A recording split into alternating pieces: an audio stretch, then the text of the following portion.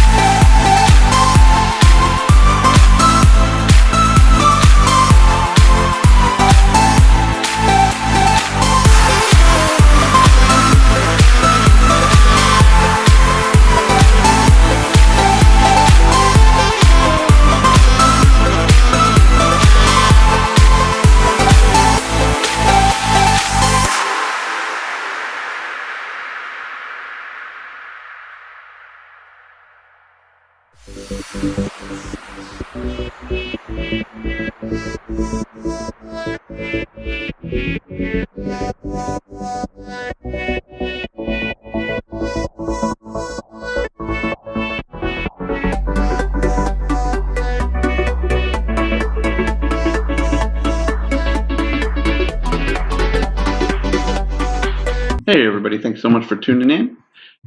Thanks for wasting a few minutes of your time in your busy day to check out our video. Hopefully some of this will help. We're going to be kind of raising a different topic every week of something that we're finding that we need to work on, and kind of just giving our understanding or our reasoning behind working on it. Like today was DPI. For different matches, I changed my DPI up a little bit. I'm trying to get it fine-tuned so that I can get the kind of movement that we discussed earlier, so that we have the flexibility to turn and run, but also a good balance of control. Today we were able to do some pot PvP, but also we did some iron soup, which was nice. I actually really enjoyed that, and I might stick to doing more of that over the pot PvP. Unfortunately, my recording of our UHC matches didn't come out so hot.